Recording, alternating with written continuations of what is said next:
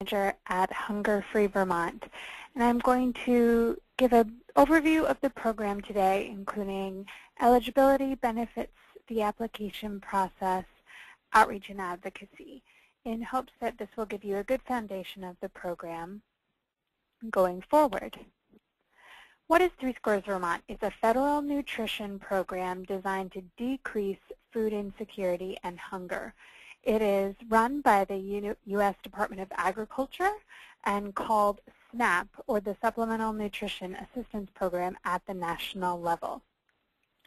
While the program is a federal program, it's administered at the state level by our Vermont Department for Children and Families, DCF, and we have a special state name for the program, 3SquaresVT Vermont. 3SquaresVT Vermont is for all kinds of people, including families and individuals, children, seniors, whether you're working or unemployed. It's really for anyone that has a low income. And it's an entitlement program, meaning everyone that's eligible is entitled to the benefits.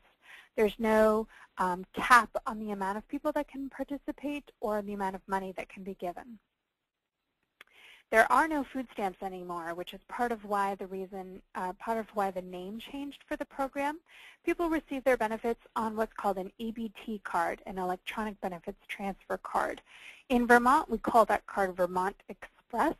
It has a picture of the Green Mountains on it. It does not say 3SquaresVT Vermont or food stamps anywhere on the card. So it's more anonymous to use. It's also easier to use in that you have a card rather than coupons. Benefits are deposited on the card automatically on the 1st of every month. They remain on the card up to a year. They can be used anywhere where EBT cards are accepted across the country, including many stores in Vermont and many growing farmers markets. It's important to remember that the card can contain other benefits on it separate from 3SquaresVT Vermont, such as Reach Up or General Assistance. So when people use their card at a store, you don't necessarily know which program they're pulling money from. Seniors 65 and older and recipients of SSI can receive their benefits as cash directly deposited into their bank account instead of on an EBT card. And participants can buy all kinds of foods with their 3SquaresVT Vermont benefits. The only foods they can't purchase are hot prepared foods, which are designed to be eaten on-site or as takeout. A good little note is that, especially because it's springtime, is that people can even use their benefits for fruit and vegetable seeds and plants to grow their own food if they'd like. People usually want to know three things when they're considering applying for 3SquaresVT Vermont. Number one, do I qualify? Number two, how much can I get? And number three, how do I apply? So that's what we're going to talk about now. First, when we talk about do I qualify, we need to know what size the household is, because a 3SquaresVT Vermont household is people who purchase and prepare their meals together, not necessarily people who live under the same roof. Of course, spouses and parents with dependent children must apply together as the same 3SquaresVT household. However, people living together like housemates but buying their own food separately, they could apply as separate households. Then we want to look at gross monthly income as the main eligibility threshold. In Vermont, the income limit is 185% of the federal poverty level, and we look at monthly income by household size. So the gross monthly income limit for one person is $1,773, and it increases by household size. And those numbers change a little bit every October at the start of the federal fiscal year. There are special rules for different populations. So for seniors and people with disabilities, which a senior is someone who's 60 years or older, a person with a disability is defined as someone who receives a disability benefit. These households do not have an income test, so they do not have to meet that 185% income limit threshold. However, if their income is over 185% of the federal poverty level, at that point, these households face a resource limit of $3,250. Resources include things like savings, checking, any investments and assets a household might have. Resources do not include your home, your car, or any retirement accounts or educational savings accounts that you might have. There's, of course, lots of other special rules for different populations, and always lots of exceptions to each rule as well. Just a few things to remember. A household does not need to have a permanent housing to qualify. Households can be homeless. If someone's living in a shelter, in their car, couch surfing, they can still receive 3 Squares Vermont. They just need to be able to receive mail somewhere, since most of DCF's communications come through the mail.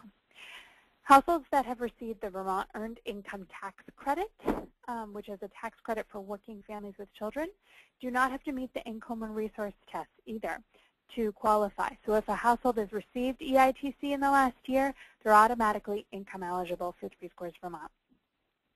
College students, in general, if a student is in college, half to full-time, they're not eligible for 3 Squares Vermont, even if they live in your household. However, there's lots of exceptions to that rule related to how old you are, if you're caring for a child, if you have a disability, if you receive work study, etc. So it's good to look into those. Immigrants, generally there's a 5-year wait for legal permanent residents or green card holders to be able to participate in the program. Again, many exceptions to the rule. Many immigrants come to Vermont as refugees, and they are accepted from that 5-year wait. The next question people ask is, how much will I get? And this is where we look at net income. So gross income is what determines eligibility. Net income is what determines a benefit amount for 3 Squares Vermont. So the deductions are really the key to be able to help households get the most benefits that they're eligible for. In terms of deductions, there's a credit for earned income. There's a calculation for housing and utility costs. It's not the actual cost, it's a formula. There's a deduction for court-ordered child support paid. Must be court-ordered, must be paid. There's also a deduction for child and dependent care costs and medical expenses over $35 for people who are disabled or are seniors. I'm going to talk more about those in just a minute. A simple, easy way to help people find out if they might be eligible and how much they might be able to get is to go to vermontfoodhelp.com and click on the calculator called How Much Can I Get? And within 5 minutes, you can have a good estimate of the household's eligibility and benefit amount. A little more about the dependent care deduction, because this is a deduction that many families qualify for but are not claiming at the full level. This is a deduction for households where they need child care or adult care so that a household member can work, can look for a job, or can go to school. The care can be any kind, and whether it's in a child care center or a home, whether it's registered or unregistered, adult daycare or not, as long as it's care outside the home by a non-household member. So even if extended family is watching the kids, as long as you're paying them, you can deduct that cost. Expenses that you can deduct as part of the dependent care deduction include regular payments made for child or adult daycare, co-pays for subsidized care, if care is needed before school or after school or during the summer, and even transportation to and from care can be counted. What's great about this deduction is that it's self-declared. That means no verification is required, no documents, no receipts, unless something's questionable. Now, the medical expense deduction is different. Documentation is needed for this one. This one is for people age 60 and over and people with disabilities. They can claim out-of-pocket medical expenses that they have each month as long as it's more than $35 a month. If you have more than $35 a month in medical expenses that you can prove with receipts and documentation, then the household can claim a $138 standard medical expense deduction. So just by claiming $35 in expenses, you get a deduction of $138. If a household, a senior person with a disability has more medical expenses, they can claim the full cost of those expenses. So many people have a lot of medical expenses. All of those costs can be part of this deduction. They just have to be documented. And at recertification, if expenses haven't changed, then they can be self-declared with no additional documentation needed. What's great, too, about the medical expense deduction is that it's very broad, so many things can be claimed as part of the deduction, lots of different healthcare expenses. basic premiums and co-pays, over-the-counter medications, supplies, things like hearing aids and eyeglasses, home health care, medical lifeline service, even transportation to the doctor, pharmacy, or medical appointments. There's a very good comprehensive list of all the different things that can be claimed on VermontFoodHelp.com on the medical expense flyer. The average monthly benefit for households in Vermont currently is about $240 per month, which is a pretty good benefit. It tends to be a little more for larger families, tends to be less for individuals. The good thing to note is that 9 out of 10 households receive $50 or more in average monthly benefits. So it's worth it to apply if people are struggling to afford enough food to eat. It is possible to be eligible but get a zero benefit. That can happen when a household meets the gross income limit for eligibility but doesn't have a lot of expenses, and so their net income is too high to receive the benefit. That doesn't happen very often. It's very rare, but it can happen. In November 2013, all 3Squares Vermont households saw a decrease in their benefits, unfortunately. This was due to the benefit boost from the stimulus bill of 2009, the American Recovery and Reinvestment Act, ARRA. That 2009 benefit boost ended in 2013. So every household across the country saw a slight decrease in their monthly benefit, and you can see that it was different by household size. All the more reason we really need to help households maximize their deductions that they're eligible for to help increase their benefits. Whoops. There's also links to other benefits which are pretty key.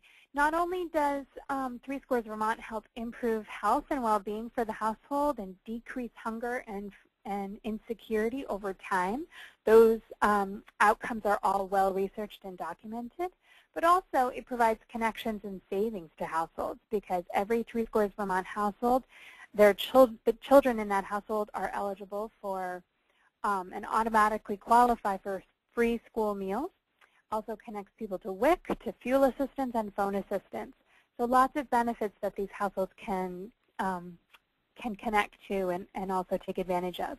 Lots of benefits to the community as well. 3Squares Vermont is an economic stimulus because it brings over $10 million per month into our state that people quickly spend in the grocery stores and farmers markets, so it stimulates the economy. It helps decrease healthcare costs and increase social stability as well. The last thing people usually want to know is, how do I apply? There's a few different ways people can go about it. They can get a paper application by either going to the local district office, going to Vermont Food Help and requesting one, or downloading one, or calling the Benefits Service Center and requesting that one be sent to them. So fill out a paper application. People can also apply online. Go to VermontFoodHelp.com and connect to the online application, which is a fast and somewhat easier way to apply. Or people can go directly to the local district office and apply in person. All three of those ways are good ways to apply. Just get the process started. Once an application is submitted and DCF has received it, then they will call you for a phone interview. Call the household for a phone interview. Or the household can call DCF. Either way, a phone interview is required. People can have that interview face-to-face in person in the local district office if they'd prefer. There is documentation that's required with an application, proof of identity, proof of income, and supplemental documentation like for medical expenses, for example. And the DCF worker will tell the household what is needed. Once all the documentation has been received and the application has been processed, a household receives their approval notice in the mail that tells them the amount they will get as a benefit each month. And as a separate mailing, they'll get their Vermont Express card with instructions on how to activate it. Households have to recertify periodically, and most households recertify once a year. Seniors and people with disabilities can sometimes recertify every 2 years instead. Depends on the household situation. And if a household is denied benefits or benefits are decreased for someone, and that seems like it shouldn't have happened, I would connect with legal aid. They're really good at helping people figure out if it's worth it to appeal that. And so for more application help materials, go to VermontFoodHelp.com. Troubleshooting and advocating. Sometimes there are glitches in the process. Things aren't documents aren't received or communication doesn't go quite right. So the first thing to do is call the benefits call center, the Benefits Service Center, at 1-800-479-6151 and ask a question and try to get the issue resolved. If unable to get through or unable to resolve the issue, that's when I'd recommend contacting the local district office and speaking to a supervisor there to try to get the issue resolved. If a client's been incorrectly terminated or benefits have been incorrectly calculated or decreased, again, I'd recommend connecting with legal aid to figure out the next best steps in terms of getting that fixed. Sometimes it can be fixed really quickly. A simple computer change can fix the glitch. Other times it does require a little bit more of a process of appeal. And document and advocate everything, for everything. Things do happen, mistakes are made, documents do get lost, so make sure you write down when you speak with someone, keep copies of everything, etc. A couple of quick policy updates. The federal work requirements for ABODs, which are able-bodied adults without dependents, those work requirements went back into effect this past November in Vermont specifically. So an ABOD is an able-bodied individual between the ages of 18 and 50 who has no dependents living with them. These folks can only get 3Squares Vermont benefits for 3 months within a 36-month period unless they meet specific work requirements. And there's 3 ways that they can meet the work requirements. 1, they have to be working 20 to 29 hours a week in unsubsidized employment, average that monthly, or participate in a work training program for 20 to 29 hours a week. Currently, there are no work training programs available in Vermont, though DCF and Department of Labor are working to create those as we speak. And participate in a work for benefits volunteer program at a nonprofit organization. And the amount of hours that one has to volunteer depends on the individual household situation. So those are the new rules for that population. And another policy update is that the Farm Bill, which authorizes SNAP at the national level every 5 years, passed in Congress this past February. A few good things that came out of the Farm Bill is there's a lot of discussion around access to local fresh food. There's some specific pilot projects that are there for funding and some increased funding for emergency food. Unfortunately, there's a SNAP cut of $8.6 billion in the Farm Bill that's impacting about 17 states. And there's an increased burden on retailers to provide more variety of fresh foods. The Vermont Legislature and Administration, DCF, is working to avoid the cuts for Vermonters. So hopefully that $8.6 billion will not impact current 3Squares Vermont recipients, but stay tuned for more on that. 3Squares Vermont participation. If we look at the current participation in Vermont, the latest data we have is for February 2014, and there's over 93,000 Vermonters participating in the program. About 35% of those participants are children, 23% are people with disabilities, about 13% are seniors or elders, and 33% of those are working households. We were at over 100,000 Vermonters participating in the program in 2013, but again, due to that those rules for able-bodied adults without dependents coming back into effect, many of those ABODs lost their benefits over the last couple of months. So that's why we see less people participating in the program, although it's also a national trend that participation is slowly declining, which is a good sign if the economy is doing better. Average length of participation is about a year. Some households participate longer, some shorter, but that's about the average. Why don't all eligible Vermonters get 3Squares Vermont? There's a few different reasons. One is a lack of information about the program or misinformation about the program, not really understanding who it's for and how it works. Some people have difficulty with the application process and don't make it through the process, give up along the way. And then, of course, some people don't want to ask for help, or there's a stigma associated with getting government assistance, and so they don't want to apply for those reasons. So what can we do in those cases? I think there's a number of things. One, just really be armed with accurate information. Make sure that you are knowledgeable about the program so that you can share that information with other people and reach them where they are. Go to where people are to be able to share that information. Don't make them come to you. Give them the resources they need to be able to apply. Share positive messages with them, and spread the message in the public as well. And of course, advocate for improvements wherever you see that it's needed.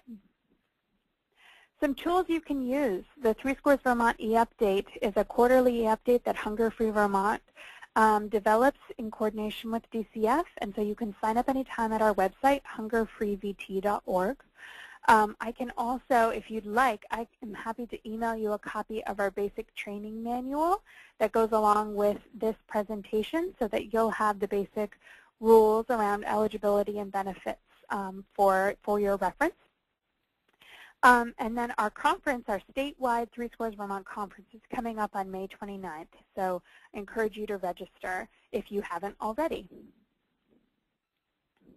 Finally, one more plug for VermontFoodHelp.com. I've talked about it a lot, but I just want to reiterate that it's a great resource for you and for Vermonters on the program or interested in applying. Again, there's tons of outreach flyers. We put new announcements up all the time when things change with the program. There's that calculator, how much can I get, where people can estimate eligibility and benefits. There's the link to the online application or to print an application or request one that be sent to you, information in other languages, a list of all the stores and farmers markets that accept benefits, and much more. So definitely use Vermont Food Help as a resource. You can even contact me via the website where it says contact us, submit a question or a comment, and we'll be happy to get back to you. So thank you so much for participating and listening in on this webinar. Again, my name is Angela Smith-Dieng. I'm the 3Squares Vermont Advocacy Manager at Hunger Free Vermont. My contact information is on the screen. Feel free to call or email with any questions you might have or any materials you might like. I hope this webinar has been helpful for you, and I thank you for being part of it.